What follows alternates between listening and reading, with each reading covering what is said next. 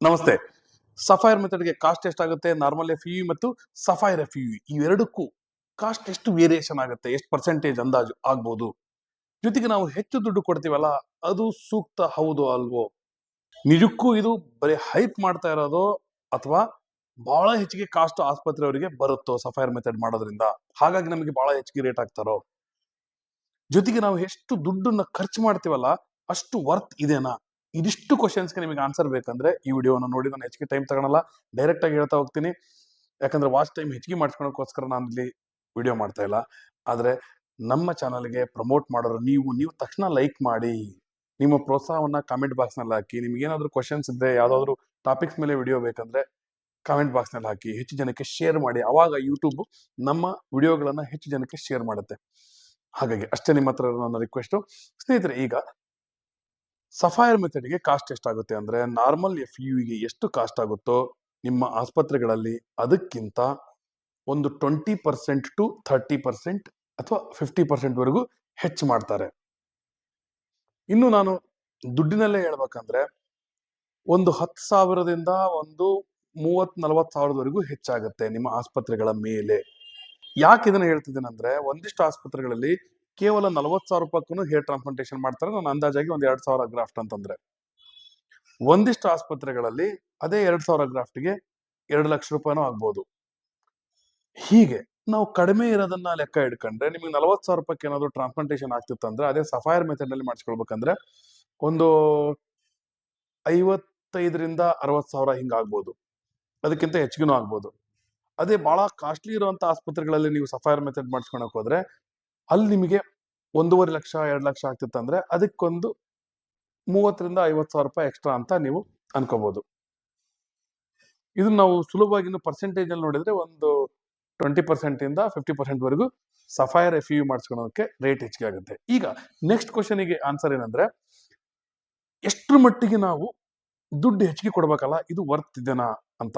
ಮುಖ್ಯವಾಗಿ ಆಸ್ಪತ್ರೆಯವರಿಗೆ ಅಷ್ಟೊಂದು ಹೆಚ್ಚಿಗೆ ದುಡ್ಡು ಖರ್ಚಾಗುತ್ತಾ ಅಂದ್ರೆ, ಸ್ನೇಹಿತರೆ, ಅವರಿಗೆ ಇರೋಂತ ಒಂದೇ ಒಂದು ಎಕ್ಸ್ಟ್ರಾ ಕಾಸ್ಟ್ ಅಂದ್ರೆ, ನಾರ್ಮಲ್ ಆಗಿ ಟ್ರಾನ್ಸ್ಪ್ಲಾಂಟೇಶನ್ ಮಾಡೋದಕ್ಕೆ ಸರ್ಜಿಕಲ್ ಬ್ಲೇಡ್ಸ್ ಅನ್ನ ಬಳಸ್ತಾರಲ್ಲ, ಅಂತವನ್ನು ಬಳಸೋದು ಬಿಟ್ಟು ಸ್ಪೆಷಲ್ ಆಗಿರುವಂತ ಸಫೈರ್ ಬ್ಲೇಡ್ಸ್ ಅನ್ನ ಬಳಸ್ತಾರೆ. ಸಫೈರ್ ಅಂದ್ರೆ ಏನು? ಸಫೈರ್ ಅಂದ್ರೆ ನೀಲಮಣಿ ಇದ್ದಂಗೆ. ಅದನ್ನ ಆರ್ಟಿಫಿಷಿಯಲ್ ಆಗಿ ಮಾಡಿದ್ದು. ಅಂದ್ರೆ ಈಗ ಬಹಳ ಅತ್ಯಮೂಲ್ಯ ಹರಡುಗಳಿರ್ತಾವಲ್ಲ, ಆ ರೀತಿ ಇರುವಂತ ಒಂದು. ಆದ್ರೆ ಇದು ನ್ಯಾಚುರಲ್ ಆಗಿರೋದಲ್ಲ, ಇದನ್ನ ಆರ್ಟಿಫಿಷಿಯಲ್ ಆಗಿ ಮಾಡಿದ್ದು, ಕೃತಕವಾಗಿ ಮಾಡಿರುವಂತ ಸಫೈರಿನ ಒಂದು ಬ್ಲೇಡ್, ಹೈ ಕ್ವಾಲಿಟಿ ಬ್ಲೇಡ್ ಅನ್ಕೊಳಮ್ಮ, ಅದನ್ನ ಬಳಸ್ತಾರೆ. ಅದಕ್ಕೆ ಎಕ್ಸ್ಟ್ರಾ ಕಾಸ್ಟ್ ಆಗುತ್ತೆ. ಆದ್ರೆ ಅದಕ್ಕೆ ಅಷ್ಟೇ ಎಕ್ಸ್ಟ್ರಾ ಕಾಸ್ಟ್ ಇರೋದು. ಅದನ್ನ ಬಿಟ್ಟು ಉಳಿದಿದ್ದೆಲ್ಲ ಮೆಥಡ್, ಹಿಂದ್ಗಡೆ ಡೋನರ್ ಇಂದ ಕೂದಲು ತೆಗಿತಾರಲ್ಲ, ನಾರ್ಮಲ್ ಎಫ್.ಯು.ಗೂ ಅದೇ, ಈ ಎಫ್.ಯು.ಗೂ ಅದೇ.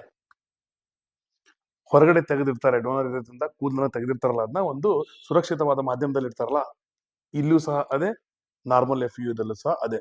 ಬದಲಾವಣೆ ಒಂದೇ ಒಂದು, ಏನಂದ್ರೆ ಇಲ್ಲಿ ಸ್ವಲ್ಪ ಚಿಕ್ಕ ಚಿಕ್ಕ ಹೋಲ್ ಮಾಡ್ತಾರಲ್ಲ ಕೂದಲು ಕುಂದ್ರಸಕ್ಕೆ, ಅದಕ್ಕೆ ಈ ಸಫೈರ್ ಬ್ಲೇಡ್ ಅನ್ನ ಬಳಸಿದಾಗ ನಾರ್ಮಲ್ ಬ್ಲೇಡ್ ಕಿಂತ ಕಡಿಮೆ ಕಡಿಮೆ ಕಡಿಮೆ ಕಡಿಮೆ ಕೂದಲು ಕೂಡೋದಕ್ಕೆ ಎಷ್ಟು ಬೇಕೋ ಅಷ್ಟಷ್ಟೇ ಗಾಯ ಮಾಡ್ತಾರೆ. ಹಾಗಾಗಿ ಕಡಿಮೆ ಜಾಗದಲ್ಲಿ ಹೆಚ್ಚು ಗಾಯ ಆದ್ರೆ ಏನಾಗುತ್ತೆ, ಹೆಚ್ಚು ಕೂದಲು ಕೂಡಕ್ಕಾಗಲ್ಲ. ಅದೇ ಚಿಕ್ಕ ಚಿಕ್ಕ ಚಿಕ್ಕ ಚಿಕ್ಕ ಚಿಕ್ಕ ಚಿಕ್ಕ ಗಾಯಗಳನ್ನು ಮಾಡಿ ಅಲ್ಲಿ ಕೂದಲಿಗೆ ಎಷ್ಟು ಬೇಕು ಅಷ್ಟೇ ಮಾಡೋದ್ರಿಂದ ಹೆಚ್ಚಿಗೆ ಡೆನ್ಸಿಟಿ ಬರುತ್ತೆ. ಇದು ಪ್ಲಸ್ ಪಾಯಿಂಟ್ ಇದು. ಆದ್ರೆ ಇಷ್ಟೇ ಎಕ್ಸ್ಟ್ರಾ ಕೆಲಸ ಆಗೋದು ಸಫೈರ್ ಮೆಥಡ್ ನಲ್ಲಿ. ಹಾಗಾಗಿ ನೀವು ಆಸ್ಪತ್ರೆಗೆ ಹೋದಾಗ ನಿಮಗೆ ಸಫೈರ್ ಮೆಥಡ್ ಇದು ಬಹಳ ಹೆಚ್ಚಿಗೆ ದುಡ್ಡು ಕೊಡ್ಬೇಕಂದ್ರೆ, ನೀವು ಮಾತಾಡ್ರಿ, ನಾರ್ಮಲ್ ಎಫ್.ಯು.ಗಿಂತ ಈಗ ಏನೇನ್ ಎಕ್ಸ್ಟ್ರಾ ಇಲ್ಲಿ ಮಾಡ್ತಿದ್ದೀರಿ, ಇದಕ್ಕೆ ಯಾಕೆ ಅಷ್ಟೊಂದು ಹೆಚ್ಚಿಗೆ ದುಡ್ಡು ಕೊಡ್ಬೇಕು ಅಂತ ಕೇಳ್ರಿ. ಯಾಕಂದ್ರೆ ಇಲ್ಲಿ ಯಾವುದೇ ಒಂದು ಆಸ್ಪತ್ರೆ ಇಂಪಾರ್ಟೆಂಟ್ ಅಲ್ಲ. ನಿಮಗೆ ಜೆನ್ಯೂನ್ ಆಗಿರುವಂತ ಇನ್ಫಾರ್ಮೇಶನ್ ಸಿಗ್ಬೇಕು, ನಿಮಗೆ ಸರಿಯಾದ ರೇಟ್ ನಲ್ಲಿ ಬೆಸ್ಟ್ ರಿಸಲ್ಟ್ ಕೊಡೋ ರೀತಿ, ಯಾವುದೇ ಸೈಡ್ ಎಫೆಕ್ಟ್ ಇಲ್ಲದ ರೀತಿ ಟ್ರಾನ್ಸ್ಪ್ಲಾಂಟೇಶನ್ ಆಗ್ಬೇಕು. ಅದಷ್ಟೇ ನಮ್ಮ ಉದ್ದೇಶ. ಹಾಗಾಗಿ ಇದಿಷ್ಟು ನೋಡ್ಕೊಳ್ಳಿ ಸ್ನೇಹಿತರೆ. ಜೊತೆಗೆ ಇದಕ್ಕೆ ನಾವು ಎಕ್ಸ್ಟ್ರಾ ದುಡ್ಡನ್ನು ಖರ್ಚು ಮಾಡಿದ್ರೆ ಇದು ಎಷ್ಟು ಮಟ್ಟಿಗೆ ವರ್ತ್ ಅಂತ ಕೇಳ್ಬೋದು. ಸ್ನೇಹಿತರೆ, ಇದು ಎಷ್ಟು ಮಟ್ಟಿಗೆ ವರ್ತ್ ಅಂದ್ರೆ, ನಿಮ್ಮ ಆಸ್ಪತ್ರೆಯಲ್ಲಿ ಡಾಕ್ಟರ್ಗೆ ಈ ಮೆಥಡ್ ಅನ್ನ ಬಳಸೋದಕ್ಕೆ ಬರ್ತಿರ್ಬೇಕು. ಆ ಟೂಲ್ ಅದು ಅಂತ ಸಫೈರ್ ಬ್ಲೇಡ್ ಒಂದು ಅತ್ಯಾಧುನಿಕವಾದಂತ ಅದ್ಭುತವಾದಂತ ಟೂಲ್ ಅದು. ಅಂದ್ರೆ ಉಪಕರಣ ಅದು. ಅದನ್ನ ಚೆನ್ನಾಗಿ ಉಪಕರಣ ಬಳಸಕ್ ಬರ್ಬೇಕು. ನಿಮಗೆ ಫುಲ್ ಸ್ಪೀಡ್ ಹೋಗಂತ ಕಾರ್ ಕೊಟ್ಟೆ, ನಿಮಗೆ ಕಾರಿನ ಡ್ರೈವಿಂಗ್ ಸ್ಕಿಲ್ಲೇ ಇಲ್ಲ ಅಂದ್ರೆ ಏನಾಗುತ್ತೆ? ಇನ್ನು ಜೋರಾಗಿ ಆಕ್ಸಿಡೆಂಟ್ ಆಗ್ಬಿಡ್ಬೋದು. ಹಂಗಾಗಿ ಒಳ್ಳೆ ಕಡೆಗೆ ಅದನ್ನ ಮಾಡಿ ಅನುಭವ ಇರೋಂಥ ಡಾಕ್ಟರ್ ಇರ್ಬೇಕು, ಅಥವಾ ಟೆಕ್ನಿಷಿಯನ್ಸ್ ಡಾಕ್ಟರ್ಗೆ ಬಹಳ ಹೆಲ್ಪ್ ಮಾಡ್ತಾರೆ ಅಂದ್ರೆ ಅವ್ರಿಗೂ ಸಹ ಅದರಲ್ಲಿ ಅನುಭವ ಇರಬೇಕು. ಆ ಸಫೈರ್ ಮೆಥಡ್ ನಲ್ಲಿ ರಿಸಲ್ಟ್ ತಗೊಂಡಿರೋರು ಯಾರ್ಯಾರು ಅಂತಂದು ಹೇಳಿ ಅವರನ್ನ ನೋಡಿ, ಅವ್ರ ರಿಸಲ್ಟ್ ನೋಡಿ. ಜೊತೆಗೆ ಸಫೈರ್ ಮೆಥಡ್ ಮಾಡ್ತಿದ್ರಂದ್ರೆ ಹೋಗಿ ನೋಡಿ, ಆಮೇಲೆ ಡಿಸೈಡ್ ಮಾಡಿ. ಜೊತೆಗೆ ಸಫೈರ್ ಮೆಥಡ್ ಅಲ್ಲಿ ಬೇಗ ಗುಣನೂ ಆಗ್ಬೋದು, ಪ್ಲಸ್ ಪಾಯಿಂಟ್ ಅಂದ್ರೆ. ಯಾಕಂದ್ರೆ ಗಾಯಗಳು ಚಿಕ್ಕ ಹಂಗಾಗಿ ಟ್ರಾನ್ಸ್ಪ್ಲಾಂಟ್ ಮಾಡೋದು ಸಹ ಬಹಳ ಹೆಚ್ಚೆಚ್ಚು ಗಾಯ ಮಾಡಿ ಮಾಡಲ್ಲ, ಹಂಗಾಗಿ ಬೇಗ ಗುಣ ಆಗೋ ಸಾಧ್ಯತೆನೂ ಇರುತ್ತೆ. ಜೊತೆಗೆ ನಿಮ್ಮ ಡೋನರ್ ಏರಿಯಾ ಕ್ವಾಲಿಟಿ ಏನಿದೆ, ನಿಮಗೆ ಯಾವ ಮೆಥಡ್ ಸೂಟೇಬಲ್, ದಯವಿಟ್ಟು ಇದನ್ನ ನೋಡಿ. ಇದನ್ನ ನೋಡ್ಕೊಂಡು ಆಸ್ಪತ್ರೆ ಫೈನಲ್ ಮಾಡ್ಕೊಂಡ್ರೆ ಚೆನ್ನಾಗುತ್ತೆ, ಒಳ್ಳೆ ರಿಸಲ್ಟ್ ಬರುತ್ತೆ. ನಿಮಗಿನ್ನೂ ನಮ್ಮ ಸಲಹೆ ಅಥವಾ ನಮ್ಮ ಅನುಭವ ನಿಮಗೆ ಶೇರ್ ಆಗ್ಬೇಕಂದ್ರೆ ದಯವಿಟ್ಟು ನನ್ನ ವಾಟ್ಸಪ್ ನಂಬರ್ ಕಾಣ್ತಾ ಇದೆಯಲ್ಲ, ಅದಕ್ಕೆ ಮೆಸೇಜ್ ಮಾಡಿ.